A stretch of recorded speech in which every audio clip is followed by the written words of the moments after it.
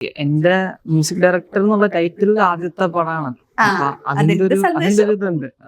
വേറെ കുറെ ചെയ്തിട്ടുണ്ടെങ്കിലും മ്യൂസിക് ഡയറക്ടർ എന്നുള്ള പേര് ആദ്യമായിട്ടാണ് പറഞ്ഞത്. റിച്ചിന് യങ് ആണെന്ന് തോന്നുന്നു. ആണ്.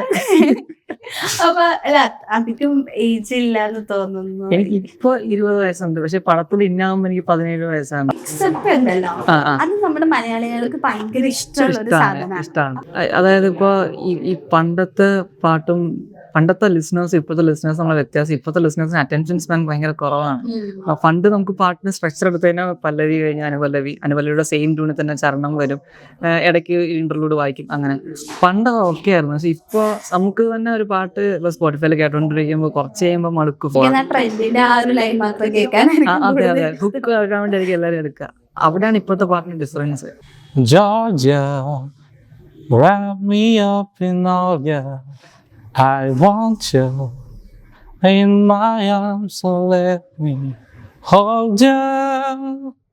ദൂരത്തു കണ്ട അറിയാത്ത ഭാവം അരികത്തു വന്ന ആതിരാ പാൽക്കുടം, മുള്ളുള്ള വാക്ക് മുനയുള്ള നോക്ക്, കാണാത്തതെല്ലാം കാണുവാൻ കൗതുകം. Hi, hello everyone, welcome to Mapstick media. അപ്പൊ ഇന്ന് നമ്മളിപ്പോൾ ഉള്ളത് ചെറിയുടെ ആൺമക്കൾ എന്ന സിനിമയിലെ മ്യൂസിക് ഡയറക്ടറും വൺ ഓഫ് ദി സിംഗറുമാണ് റിച്ചിൻ ആൻഡ് ചിച്ചോ. ഹായ്. അപ്പൊ എന്തൊക്കെയുണ്ട് വിശേഷം? സുഖം. അപ്പൊ ഭയങ്കര എനർജി ആയിട്ട് ഇരിക്കുന്ന എന്താണ് ഒരു എന്റെ മ്യൂസിക് ഡയറക്ടർ എന്നുള്ള ടൈറ്റിൽ ആദ്യത്തെ പടമാണ്. അപ്പൊ അതിന്റെ ഒരു ഇതുണ്ട്. വേറെ കുറെ ചെയ്തിട്ടുണ്ടെങ്കിലും മ്യൂസിക് ഡയറക്ടർ എന്നുള്ള പേര് ആദ്യമായിട്ടാണ് പറഞ്ഞത്. അപ്പൊ ജിജോയുടെ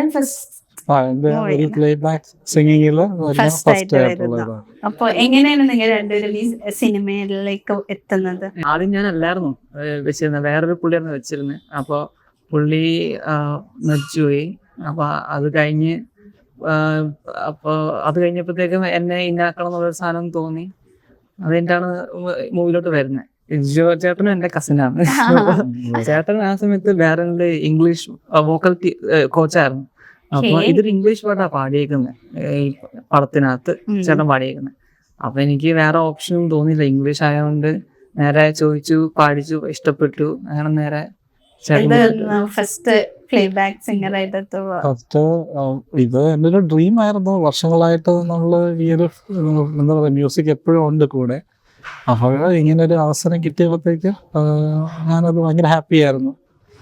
നല്ലൊരു എക്സ്പീരിയൻസ് ആയിരുന്നു. അപ്പോൾ ശരിക്കും വെയിറ്റ് ചെയ്യുകയാണ് ഈ സോങ് ഇനിയിപ്പോൾ റിലീസ് ചെയ്യുമ്പോഴത്തേക്കും. പിന്നെ ഇപ്പോൾ ഈയിടെയായിട്ട് നമ്മുടെ മലയാളം മൂവിയിലൊക്കെ ഒത്തിരി ഇംഗ്ലീഷ് സോങ്സ് ടൈറ്റിൽ വരുന്നുണ്ട്. ഓക്കെ, അപ്പം അതിൽ ഒരു പാർട്ടാവാൻ പറ്റി ഒത്തിരി സന്തോഷമുണ്ട്. അപ്പൊ ഈ ഒരു മൂവിയിലെ മ്യൂസിക് മൊത്തത്തിൽ ചെയ്ത റിച്ചിനാണ്. അപ്പൊ ഫസ്റ്റ് ടൈമാണ് മ്യൂസിക് ഡയറക്ടർ എന്ന് പറഞ്ഞിട്ട് വരുന്നു എന്ന് പറഞ്ഞു. അപ്പൊ ഇതിനു മുന്നേ എന്തായിരുന്നു? ഇതിന് മുന്നേ പ്രോഗ്രാമർ ആയിരുന്നു, മ്യൂസിക് പ്രൊഡ്യൂസർ എന്ന് പറയും. അപ്പോൾ മെയിനായിട്ട് ബാക്ക്ഗ്രൗണ്ട് സ്കോർസ് ആയിരുന്നു. അപ്പോൾ കുറെ ഡയറക്ടേഴ്സിനൂടെ അങ്ങനെ അസോസിയേറ്റ് ആയിട്ടും അങ്ങനെയൊക്കെ ആയിരുന്നു. അപ്പോൾ ലാസ്റ്റ് ചെയ്തത് കുടുംബസ്ഥൻ എന്ന് പറഞ്ഞ തമിഴ് മൂവി ഈ ജനുവരിയിൽ ചെയ്തായിരുന്നു. പിന്നെ നാൻസിക്കകത്ത് സൗണ്ട് ഡിസൈൻ ചെയ്തിട്ടുണ്ടായിരുന്നു. അന്ന് ചെയ്തതാ, പിന്നെ ലേറ്റ് ആയി ഇറങ്ങി. ഇത് രണ്ടോ ലാസ്റ്റ് ഈ വർഷം ഇറങ്ങി രണ്ടു പറഞ്ഞു. അപ്പോ ഞാൻ പിന്നെ നോട്ട് ചെയ്തൊരു കാര്യം, റിച്ചിന് യങ് ആണെന്ന് തോന്നുന്നു. അപ്പൊ അല്ല, അധികം ഏജ് ഇല്ലാന്ന് തോന്നുന്നു. എനിക്ക് ഇപ്പൊ 20 വയസ്സുണ്ട്, പക്ഷെ പടത്തിൽ ഇന്നാകുമ്പോ എനിക്ക് 17 വയസ്സാണ്. അപ്പൊ ഭയങ്കര ആ സമയത്താണ് എനിക്ക് ട്രസ്റ്റ് ചെയ്ത് ഇംഗ്ലീഷ് പാട്ട് എനിക്ക് ആദ്യം തരുന്നത്. ചുമ്മാ ഒരു ട്യൂൺ ചെയ്ത് തരുമോ, അന്ന് വെറുതെ ചുമ്മാ ലിറിക്സ് ഉണ്ടാക്കി ഡയറക്ടറിനെ ലിറിക്സ് ഉണ്ടാക്കിയിട്ട് വെറുതെ ട്യൂൺ ഇട്ട് കാണിച്ചു തരുമെന്ന് ചോദിച്ചു. അപ്പൊ വെറുതെ ഇങ്ങനെ ചെയ്ത് ഞാനപ്പോ വെറുതെ പാടി അയക്കാതെ പ്രോഗ്രാം എല്ലാം ചെയ്ത് ഫസ്റ്റ് ഔട്ട് തന്നെ എല്ലാം പ്രോഗ്രാം ചെയ്ത് കൊടുത്തു. അപ്പൊ ഇഷ്ടപ്പെട്ടു. അപ്പൊ ആ സമയത്ത് ഞാൻ പഠിച്ചുകൊണ്ടിരിക്കുക. അപ്പൊ അതിനിടയ്ക്ക് എക്സാമിന്റെ സമയത്ത് അങ്ങനെ ഫ്രീ ടൈം കണ്ടുപിടിച്ചാണ് ഇത് ചെയ്ത് കൊടുത്തത്. അപ്പോ ആ ഒരു ഇയറിൽ തന്നെ ബാക്കി പാട്ടുകളും കംപ്ലീറ്റ് ആയി. പിന്നെ പടം കുറച്ച് ലേറ്റ് ആയി. പ്രീയിലാണ് ഞാൻ ഇന്നാവുന്നത്. അപ്പൊ 17 വയസ്സാണ് പടം മൊത്തം ചെയ്യുന്നത്. എനിക്ക് തോന്നുന്നു പൊതുവെ നമ്മൾ മലയാളീസിന് ആക്സെന്റിന്റെ ഇഷ്യൂസ് വരല്ലോ ഇംഗ്ലീഷ് ഒക്കെ ചെയ്യുമ്പോൾ. അപ്പൊ എങ്ങനെയാണ് ഹാൻഡിൽ ചെയ്തത്? ലൈക്ക് ഞാൻ കൂടുതലും വെസ്റ്റേൺ മ്യൂസിക്കിലാണ്. അപ്പം വർഷങ്ങളായിട്ട് ഇംഗ്ലീഷ് സോങ്സ് പാടുന്നതാണ്. പിന്നെ എനിക്ക് ഇംഗ്ലീഷ് സോങ്സ് കൂടുതലും കംഫർട്ടബിൾ ആണ്, ഇഷ്ടമാണ് പാടാനായിട്ട്.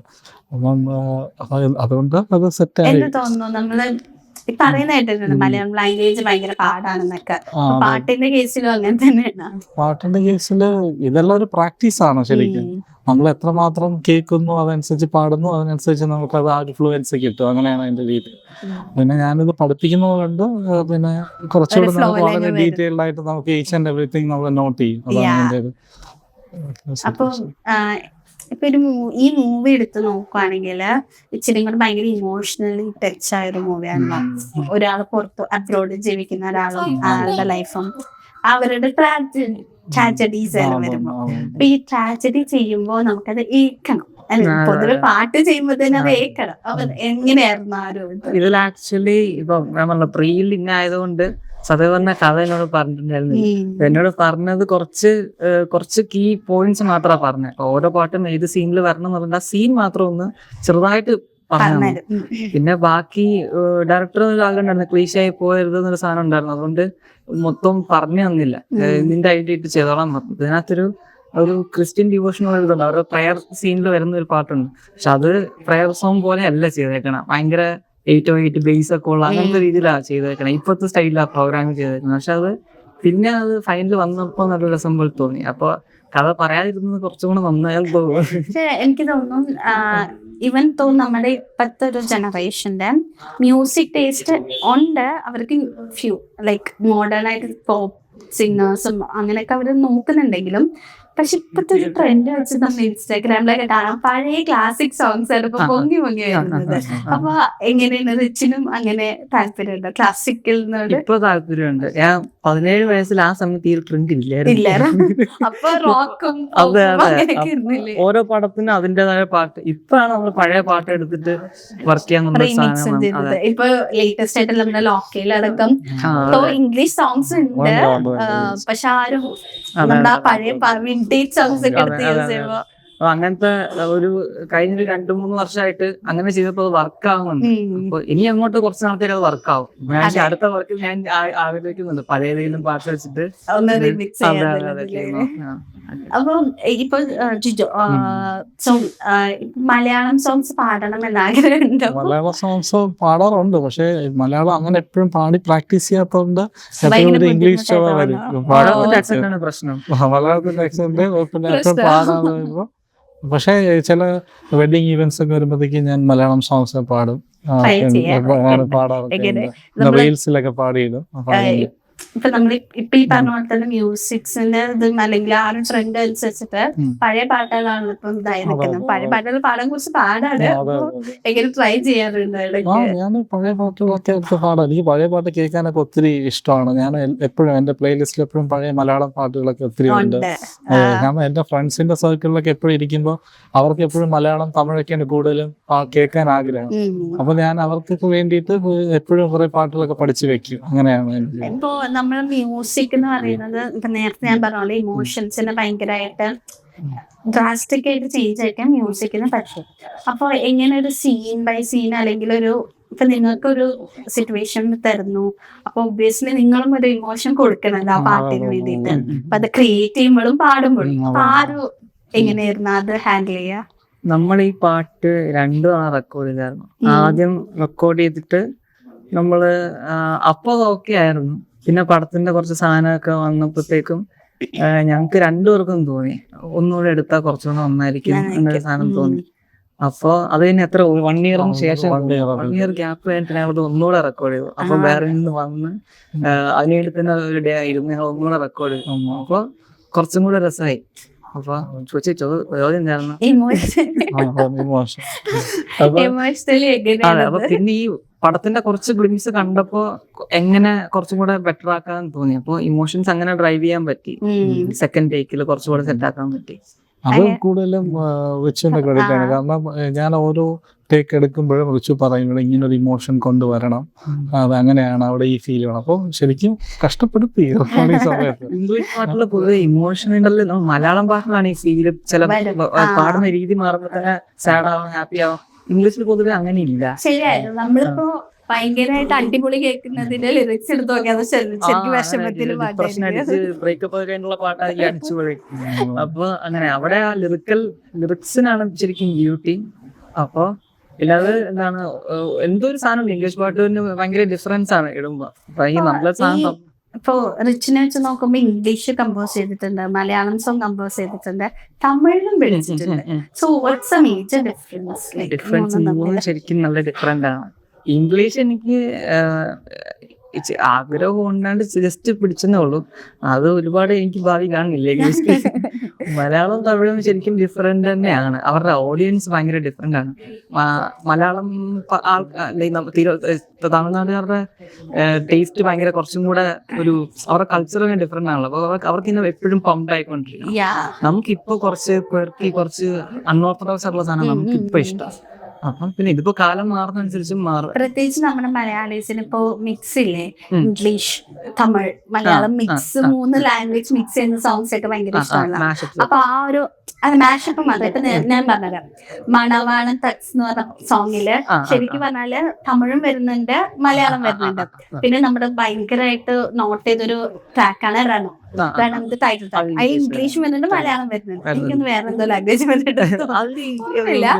അപ്പൊ ഇങ്ങനെ മിക്സപ്പ് ഉണ്ടല്ലോ, അത് നമ്മുടെ മലയാളികൾക്ക് ഭയങ്കര ഇഷ്ടമുള്ള ഒരു സാധനമാണ്. അപ്പൊ ഇത് വരുമ്പോ ആ ഒരു ഭയങ്കര ലാംഗ്വേജ് ഡിഫറൻസ് ആണല്ലോ വരുന്നത്. അപ്പൊ അതായത് ഇപ്പൊ ഈ പണ്ടത്തെ പാട്ടും പണ്ടത്തെ ലിസണേഴ്സ് ഇപ്പോഴത്തെ ലിസണേഴ്സ് നമ്മളെ വ്യത്യാസം. ഇപ്പോഴത്തെ ലിസണേഴ്സിന് അറ്റൻഷൻ സ്പാൻ ഭയങ്കര കുറവാണ്.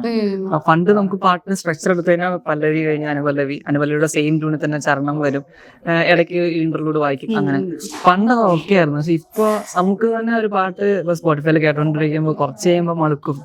പഴയ പാട്ടുകൾ കേൾക്കാൻ രസമാണ്, ഒരു സെർട്ടൻ പോയിന്റ് കേൾക്കാൻ നമുക്ക് ഇഷ്ടമായിരിക്കും. പക്ഷെ കുറച്ച് കേട്ടിട്ട് നമ്മൾ മടുത്ത് നെക്സ്റ്റ് അടിച്ച് പോകാം. ഹുക്ക് ആക്കാൻ വേണ്ടി എല്ലാവരും എടുക്കുക. അവിടെയാണ് ഇപ്പോഴത്തെ പാട്ടിന്റെ ഡിഫറൻസ്. ഈ ഇടയ്ക്കിടയ്ക്ക് ഇങ്ങനെ കുറച്ച് മാറ്റങ്ങൾ കൊണ്ടുവരുമ്പോൾ ഈ റീൽസിന് ഡൂം സ്ക്രോൾ ചെയ്യുന്നവരെ നിർത്തി കാണിക്കുന്ന പോലത്തെ സെയിം പരിപാടി, അറ്റൻഷൻ ഗ്രാബ് ചെയ്യാനുള്ള ഓരോ ടെക്നിക്കാണ് ഇങ്ങനെ ഇടയ്ക്ക് ഒന്ന് ഫീൽ ചെയ്യുക. ഇതിനകത്ത് നമ്മളെ പാട്ടിനകത്ത് അങ്ങനെ ചെയ്തിട്ടുണ്ട്. ട്രഡീഷണൽ പോലെ വന്നിട്ട് പിന്നെ അക്കോസ്റ്റിക് ഡ്രംസ് വരുന്നുണ്ട്, ഇലക്ട്രിക് സാധനങ്ങൾ വരുന്നുണ്ട്. അപ്പോൾ ലിസണേഴ്സിനെ ഗ്രാബ് ചെയ്തിട്ടുള്ളതാണ് മെയിൻ. ഇപ്പൊ അതാണ് മെയിൻ. പണ്ട് അങ്ങനെ അല്ലായിരുന്നു. ഇപ്പൊ നല്ല പാട്ട് വേണം, പിടിച്ചിരുത്താൻ വേണം.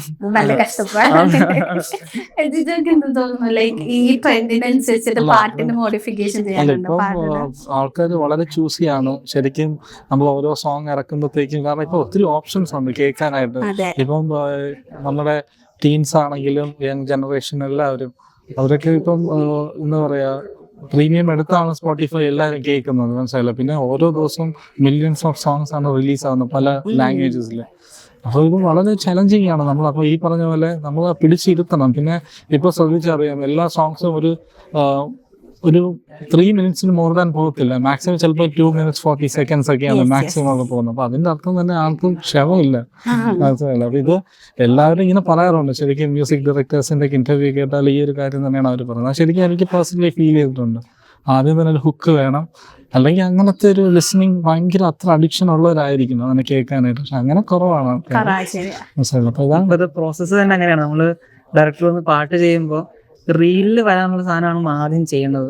അങ്ങനെ തുടക്കത്തിൽ കുറെ കഴിഞ്ഞിട്ടാണല്ലോ മെയിൻ ഹുക്ക് വരുന്നത്. നമ്മൾ ആ ഹുക്ക് ആദ്യം ചെയ്യും, എന്നിട്ട് ഹുക്ക് ഡയറക്ടറിന് ഇഷ്ടപ്പെട്ടാല് ബാക്കി പണികളും. പണ്ടങ്ങനെ നമ്മൾ ഉണ്ടാക്കി പോകുമ്പോ ഒരിടത്ത് എത്തുവാണ്. ഇപ്പൊ കൂടുതലും എത്തിച്ച് ഇത് ഇൻസ്റ്റാഗ്രാമിൽ ഓടോ നോക്കിയിട്ടാണ് ബാക്കിയെല്ലാം. ശരിക്കും കറക്റ്റ് ആണ്. കാരണം നമ്മൾ മിക്ക പാട്ടുകളിലും ഹുക്കാണ് ആദ്യം നോട്ട് ചെയ്യുന്നത്. എന്നിട്ട് ചിലപ്പോ ബാക്കി കേൾക്കുമ്പോൾ നമുക്ക് എത്ര ബാക്കി ഹുക്കായിട്ട് ബന്ധം പോലെ ഉണ്ടാവില്ല, ഹുക്കിന് വേണ്ടി ഉണ്ടാക്കിയ പോലെ. പക്ഷെ അങ്ങനെ ചെയ്താലും ഇപ്പോഴത്തെ ആൾക്കാരെ ഗ്രാബ് ചെയ്യാൻ പറ്റുള്ളൂ. അപ്പൊ ഇങ്ങനെ ഇപ്പൊ നമുക്ക് ചേച്ചി പാടുന്ന അറിയാം, പാടാറുണ്ടോ? ബാത്റൂമിൽ പിന്നെ എങ്ങനെ മ്യൂസിക് ഡയറക്ടർ പാടി ഇട്ടിട്ട് റീൽസ് ഒക്കെ ഇട്ടിട്ടൊക്കെ ഉണ്ട്. പക്ഷെ അതൊക്കെ ഓരോ വട്ട് പിടിക്കുമ്പോൾ ഒരു പരിപാടികൾ.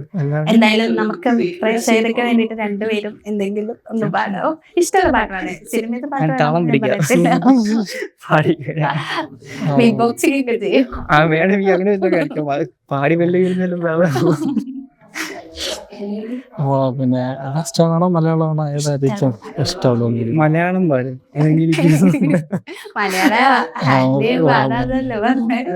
Georgia, wrap me up in all ya. I want you in my arms, so let me hold you. I'll never let you go again like I did.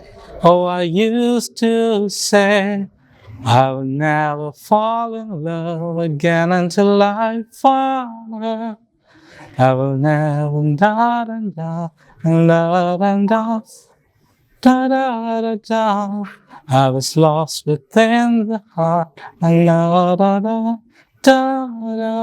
I found you. കൊള്ളാം. കിട്ടാൻ വേണ്ടിയാണ് ഞാൻ വിളിച്ചത്. ഭയങ്കര സ്മൂത്ത് ആയിട്ടുള്ള എനിക്കിത് കേട്ടപ്പോ മലയാളം കൂടി കേൾക്കണം ആഗ്രഹം. ഒരു 2 ലൈൻ. ഞാനന്ന് എന്തോ പണ്ട് റീഡിട്ട് സാധനം എനിക്ക്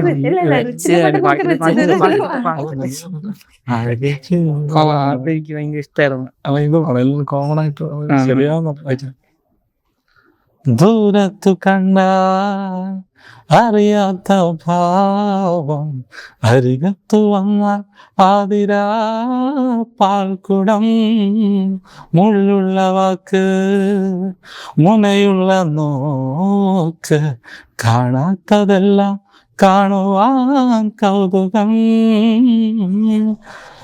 പുലയുന്ന പൂമേൽ മദനന്റെ വില്ല് മലരമ്പ് പോലെ നിറമുള്ള നാണം അനുരാഗമുള്ള പന്ത മനസ്സിനുള്ളിൽ. കൊള്ളാം. എനിക്ക് മലയാളം ഇഷ്ടമായിട്ടോ. എനിക്ക് മറ്റേ ഇംഗ്ലീഷിനോട് ഇഷ്ടമായിട്ട് മലയാളം. നമ്മളിപ്പോ വേറെ ഭാഷയിൽ നിന്ന് നമ്മുടെ മലയാളത്തിൽ പാടിയ സിദ് ശ്രീറാമും ഉദിത് നാരായണൊക്കെ പറയുമ്പോൾ നമുക്കൊരു പ്രത്യേക ഇഷ്ടം. ആ ഒരു ഫീൽ എനിക്ക് കിട്ടിയത്. അപ്പോ ഇനി മലയാളം പാട്ടുകൾ കൂടെ ഒന്ന് ട്രൈ ചെയ്ത് നല്ലതായിരിക്കും. ശരിക്കും നല്ല രീതിയിൽ എനിക്ക് ഇംഗ്ലീഷിനെക്കാളും ഇഷ്ടപ്പെട്ടത് മലയാളം. അതുകൊണ്ടാണ്. അപ്പൊ മ്യൂസിക് ഡയറക്ടറാണ് സിനിമയുടെ ഒരു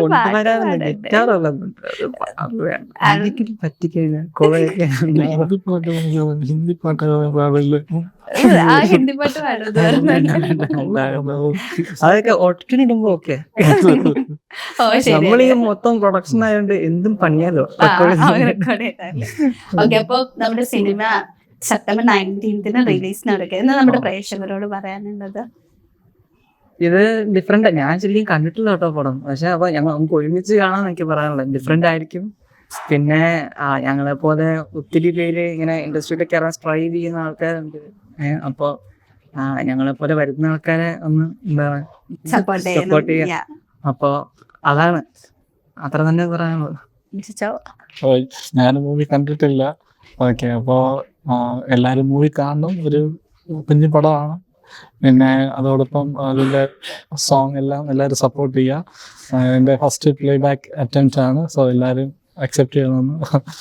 അപ്പൊ ഈ പറഞ്ഞ പോലെ തന്നെ നിങ്ങളുടെ ആഗ്രഹങ്ങളൊക്കെ സാധിക്കട്ടെ. സിനിമ ഹിറ്റാവട്ടെ എന്ന് ആശംസിക്കുന്നു. Thank you so much. Thank you so